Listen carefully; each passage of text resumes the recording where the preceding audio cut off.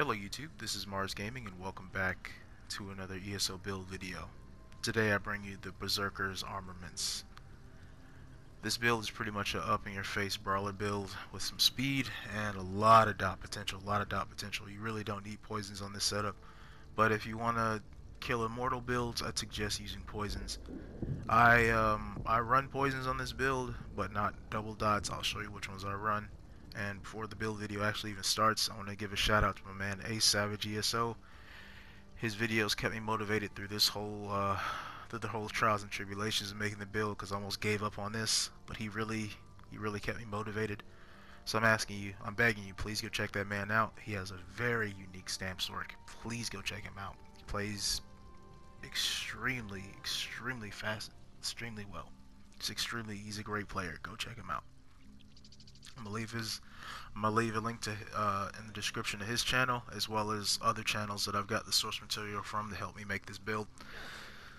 Now, going into the build, I'm gonna show you the character sheet. This is the stats unbuffed. I could have over 3k unbuffed, but I'm running the tower. I prefer to run the tower because I do a lot of BGs. Warrior is a great skill, a great boon to have, but I prefer the tower. Tower's very close to Warrior's damage. Plus, I like having Max Sam. Stats feel really nice. Let you look at that unbuffed.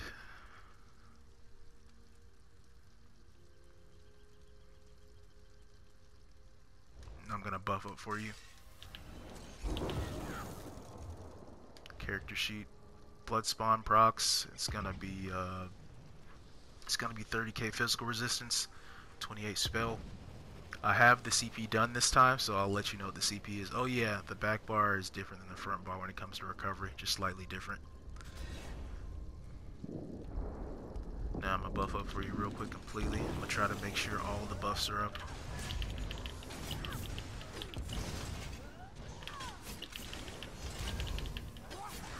All buffs are up.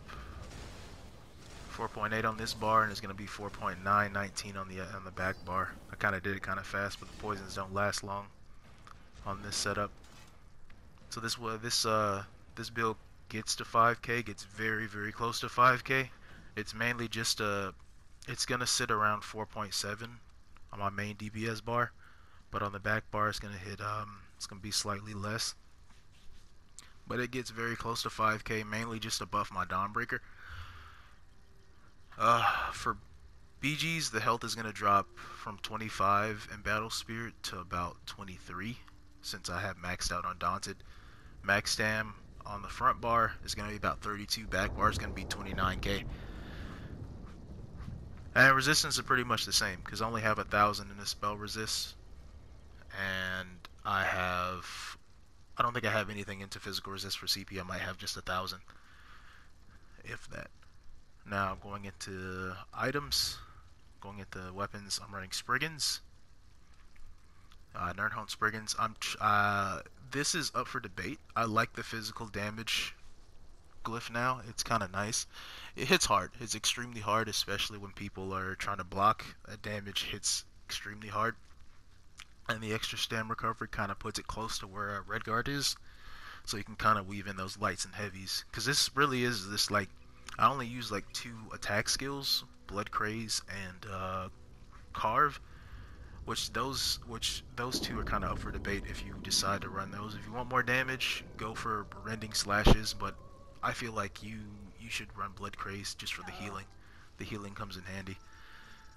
Infused, two axes, 1 Nerdhone, 1 infused, 1 weapon damage. This is almost pretty constant. Back bar, Nerdhone axe. Now the poisons that I use the Inflict Minor Maim and the Minor Brutality with the Minor Fracture. I'm just pushing Spriggans up a bit more to where it's like close to Major Fracture, because that's about 5k penetration, 5k physical penetration, and then Minor Brutality for the 3.5 seconds. When this procs, now that they changed the way poisons and enchantments work, this is almost up every time the cooldown goes off. And pretty much I always time it with my Dawnbreaker. You time it with your Dawnbreaker, you're putting people down pretty easily. And it prevents like any major maim, or not major maim, any minor maim from really affecting you too much. He can pretty much finish targets off pretty easily. Next set is Blood Spawn. I'm running two prismatic glyphs. I would suggest running 3 prismats if you want to bump your health and your if you want to bump your health and your max magicka up. It works pretty well that way. Right now, I've only have 2 right now. I might add 1 more prismat on the chest, switch it out for the max stam glyph. You'd only lose a tiny bit of damage, which is almost negligible. It's like maybe 1 or 2% damage you'd lose. I'm also running the Veiled Inheritance. My favorite set. I've been running this since before I knew how to make builds. This has been one of my favorite sets of all time. I'm going to try not to overuse this set in the future, but it's a really good set. Most people neglect this set for some reason. But the uptime on this is almost forever. If you're hitting something, this is always going to be up. It takes absolutely no effort to maintain this, especially with dots. Now the jewelry, I'm running 1 robust, 2 infused. The infused is like, it's very easy to get to 5k weapon damage with any kind of setup now with infused. Infused is probably one of the best DPS setups, and probably will help with sustain as well if you decide to run any recovery jewelry. I have a necklace of protective that I rarely switch out. This is specifically when you're getting just nuked by mad classes. I'd only suggest this if you're running against a lot of mad classes, because that extra spell resist will come in handy. Now going into items. Now, slottables. When I'm running this build, I usually run the extra crit pots to just to maintain my crit surge. We'll go into skills in a minute. I'm going to go over the slottables first. I like these just to help me maintain my crit surge a bit more in BGs. Since I do a lot of BGs, I go into Cyrodiil every now and again. I like these, and I like the tri-stat pots. Tri-stat pots, just these are really nice too, and they go in tandem with your with all your recoveries. I'm gonna go ahead and pop one real quick since I gotta make some more anyway. Let me show you the recovery. So 1300 recovery and stam and 1100 health recovery. That health recovery is nasty, especially on this bar. It goes up even more, which is really nice. You get 1500 stam recovery and 1200 mag health recovery. Mag recovery, you don't need it too much. It's nice. I mean, if you can maintain your mag recovery, because you can pretty much maintain your crit surge without any serious issue, and you get a dark deal. Oh, I gotta get to skills definitely, but I'll get back into that in a second. Slottables, best possible food is Artaeum takeaway broth. I had other food with me, I forgot to pick it up. Well, I ran out and didn't make any more. Best possible food is Artaeum takeaway broth. The Berserker triple truffle pockets, I learned about these from It's a Lob a while back. These are great actually. You don't get as much healing as you would with Artaeum because you lose the max stam, but you get a lot more health, and the stam recovery is really good. But you don't get the health recovery or the max stam, which isn't that problematic because your vigor takes are still gonna be pretty high. The other 2 foods, Dubious is very doable on this build. It's very doable. You just don't get the health recovery, and you don't get that extra 2% in stats from max health and max stam. But the stamina recovery is still pretty much the same. The other thing is the tri-stat foods. Excuse me, apologize. The other food is the tri-stat foods. You can use the 140 foods; those will work, even though it's like 400 points less in health, mag, and stam than the Longfin pasties. Longfin pasties are very good for dueling. I wouldn't suggest them so much for open world because you don't have that much recovery, but you kind of don't need it now the changes to Dark Deal.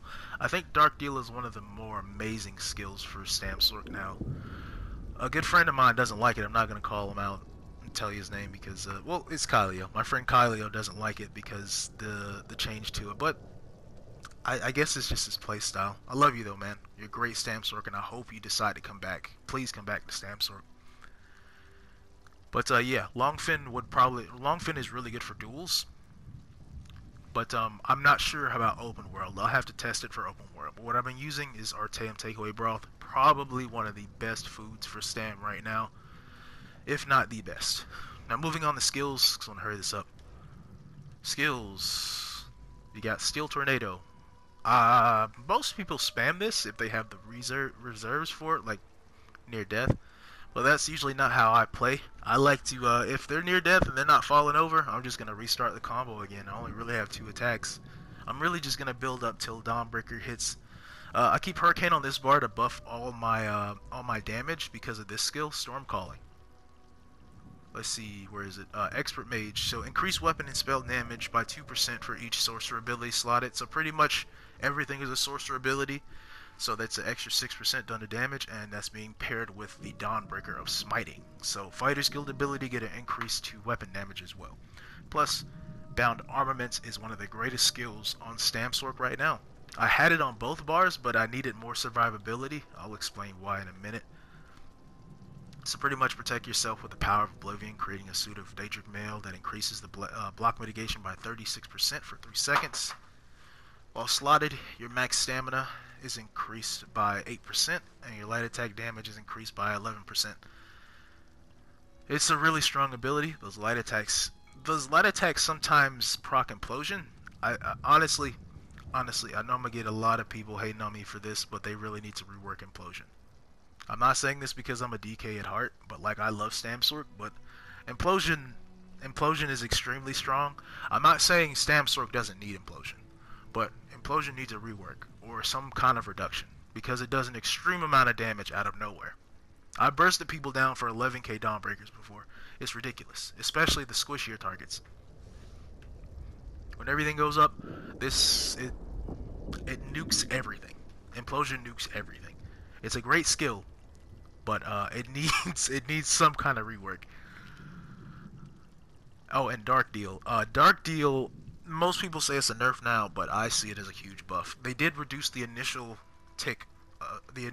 burst of stamina by 1200, but they pretty much gave you more back. They pretty much gave you about 50% more back than what was taken. And plus you get it over time, which is really great. Now back bar. So pretty much I constantly switch back and forth between bars. This stays up about 50% of the time, because if I have my back turned and I want to make sure I don't like get nuked down by a whole bunch of people, defensive rune is probably one of the better skills to have, especially when you're fighting DKs, especially dot DKs. This gives you a little breathing room. Not to mention using is it Daedric? No, dark magic abilities. It gives you a small heal. When you hit an enemy with a dark magic ability, you heal for 10% of your max health.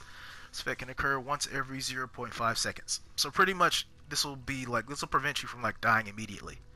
Vigor, I have it on the back bar specifically because I needed it there. It's a good place for it. And front and back bar, I'm really getting in CP. I'm getting about 3k vigor ticks. In BGs, I'm getting over 2k vigor ticks, just slightly over or at 2k vigor ticks when everything is up. The high damage really benefits this build.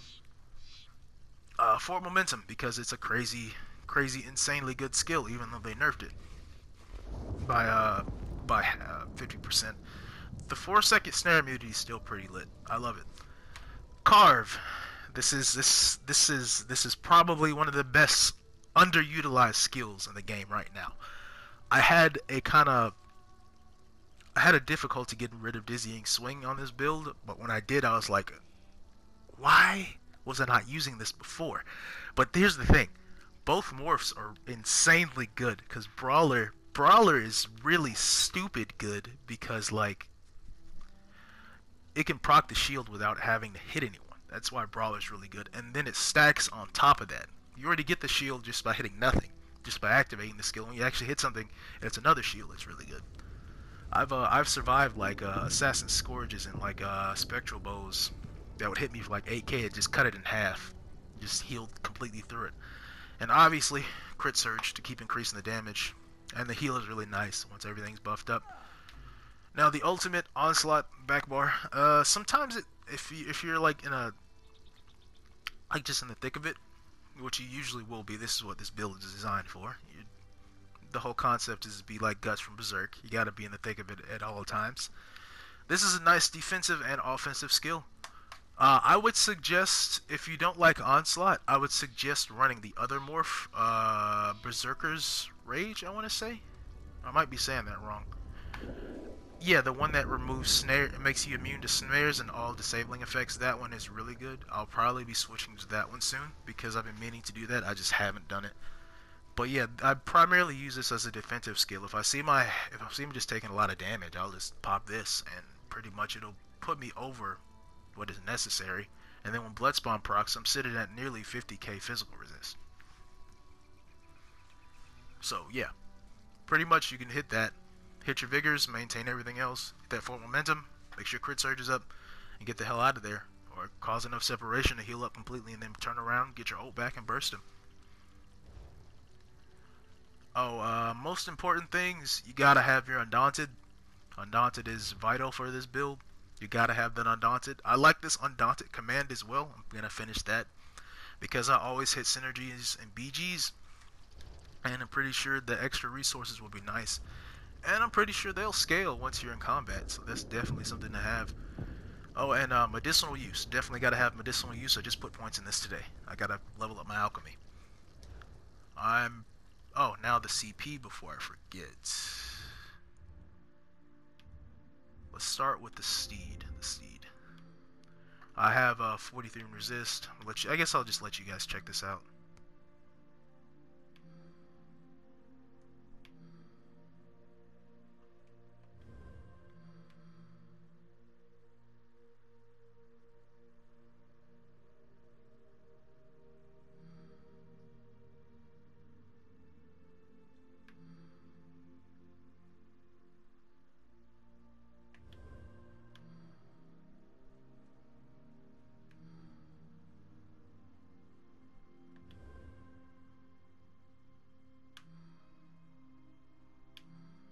Oh, points for Siphoner. I really just have this for Templars because it counts as another dot that has to be purged. That's the only reason why I have Siphoner.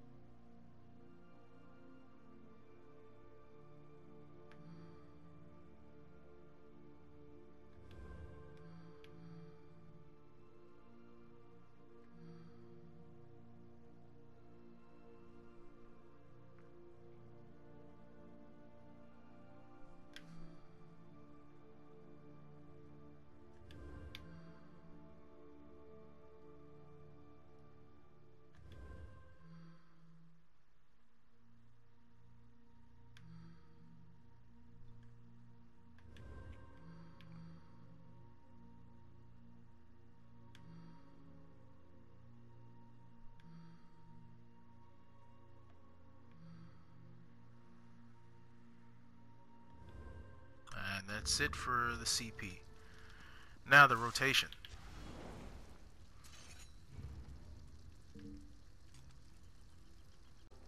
Now for the healing rotation.